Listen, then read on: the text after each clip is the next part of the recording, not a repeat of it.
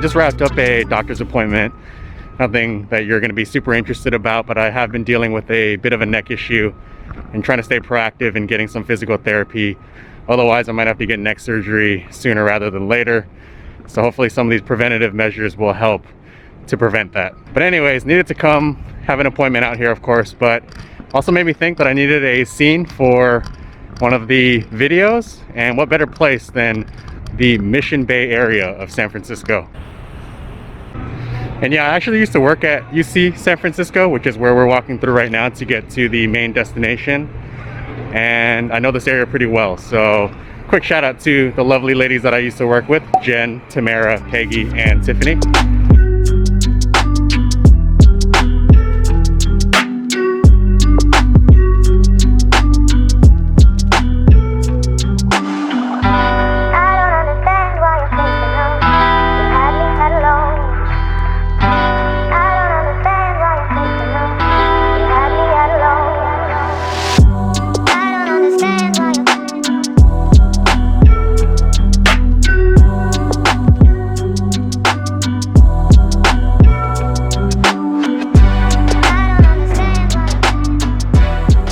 So yeah, I don't recall if we've fully been here before, but this is of course the Chase Center, home of the Golden State Warriors.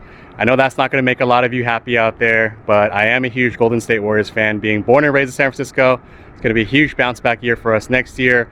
I hope I don't lose some of you for saying that. But yeah, as you can see, just a really nice location out on the waterfront here. A little bit of politics actually went into play before the stadium was built, with UC San Francisco obviously being in such close proximity to a renowned hospital isn't ideal for a sporting stadium, but they were able to work through a bunch of politics, many of which were financially resolved to be able to make this happen. But yeah, I actually just wanted to give you a quick glimpse of this location. I've actually been here twice. Once was for a wrestling event, and actually the other time was for the last basketball game of the season before they had to shut down, when Rudy Gobert ended up being the first NBA player that tested positive, which I'm sure you all remember.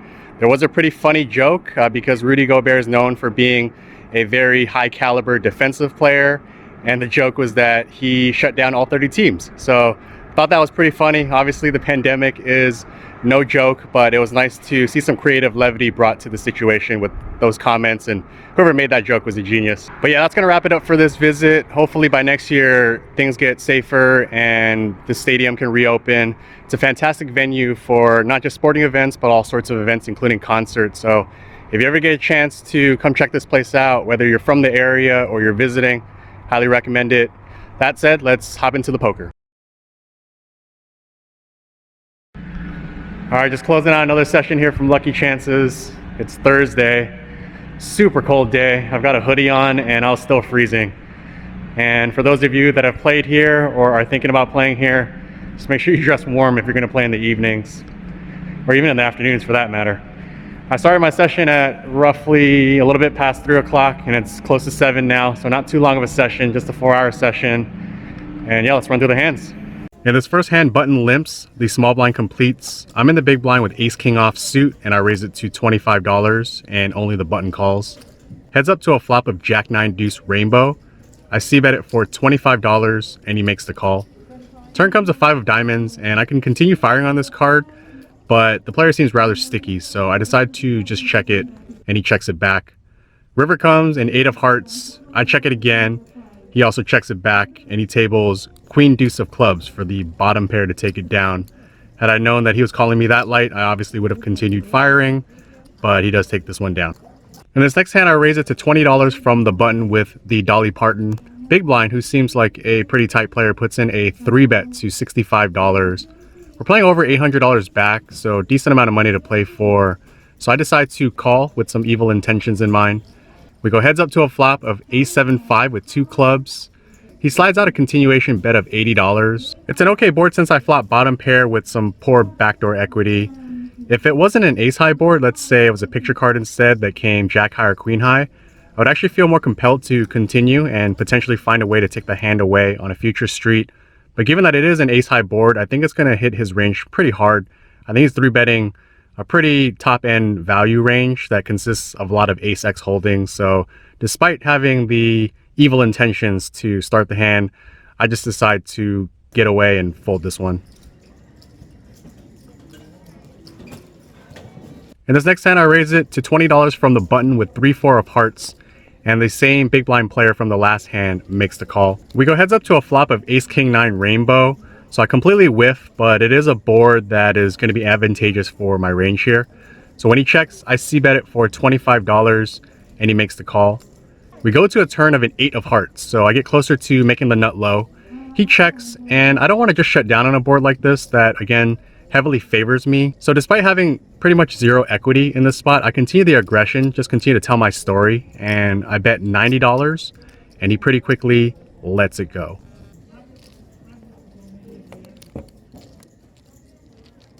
Next hand, the button limps. I'm in the small blind with pocket 8s, and I raise it to $30, the big blind and the button call.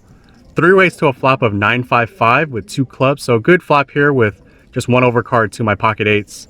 I c-bet it for $50, and both players release their hands. This next hand is probably the most fun and interesting one of the session. It's 7-handed. First to act limps. I'm on the button with Queen 9 of clubs, and I raise it to $25 and only under the gun calls. Heads up to a flop of Jack 6-3 with 2 hearts. When it checks to me, I fire out $35, and he makes the call. Turn comes one of the better cards for my specific hand. It comes a 10 of spades, so I pick up open-ended. When it checks to me, I contemplate checking here, but he has a shade under $450 in his stack, and I think that makes for a decent spot to triple off, to put a lot of pressure on hands such as King Jack and even Ace Jack. So I fire out $80 to set up a potential river jam. Well, that sort of backfires because he does put in a raise, and he raises it to $210. So not a huge raise, only $130 more. And given that he's got 240-ish behind, given that price, I decide to call, feeling like all my straight outs are clean. And I can also rep some flushes on the river if I miss, because I think he's raising with pure value here rather than any sort of semi-bluff type holdings. So I make the call, and we go to a river, which comes great for my hand. It comes in 8 of clubs. So I river the nuts. He jams for 240. I snap it off. He tables pocket 3s for the flop bottom set. So I take a dirty one here and win this one.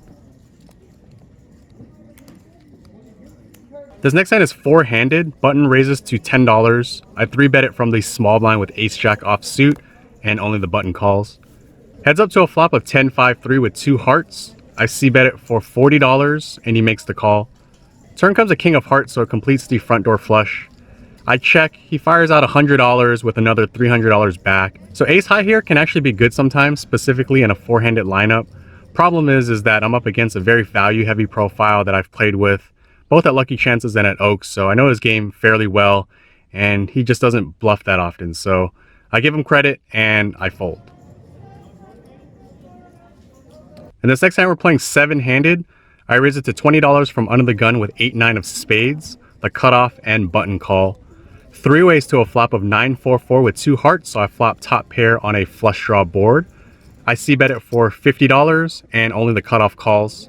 Turn comes a 6 of clubs, and I continue firing, $115, and he calls again, leaving around $250 back. River comes a 7 of diamonds, and I feel like I have the best hand here, but I'm not sure that I can get value against a hand such as a bricked flush draw. So I check, hopefully to give him a chance to stab at it. He doesn't though, he checks it back. I table my hand, and it's good.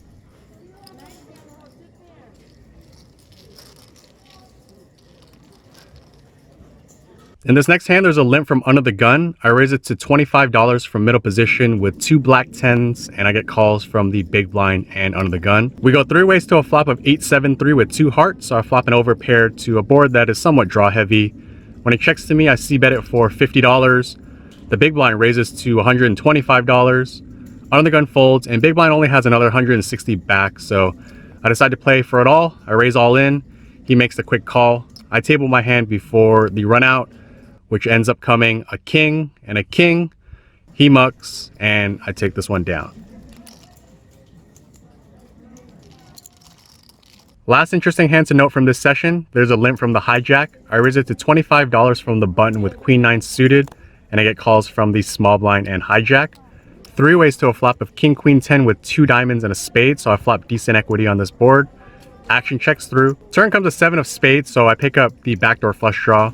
Small blind checks, hijack bets $60, and I decide to continue by just making the call, and small blind folds. River comes a 4 of spades, so I backdoor into the flush.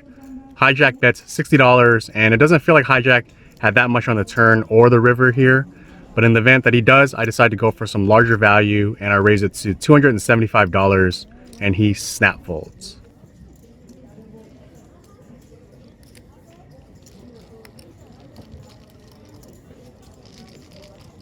All right, so that wraps it up for the most interesting hands played today. It was a pretty smooth session overall. I got in the game for $900, didn't have to add on, and I cashed out $1,775. So book a decent profit. All right, so that pretty much wraps it up for this one. I just want to say thank you to everyone for tuning into these videos and subscribing to the channel. When I restarted vlogging in September, I didn't have any expectations. I just wanted to get back into it and play poker and just open up the creative side again. It's been a lot of fun to record these hands, record the different sites of San Francisco. And I'm super grateful that everyone's joining along for this journey, for these adventures, and just want to say thank you. So I appreciate all of you out there and hope you guys stay safe, and I'll see you all on the next one.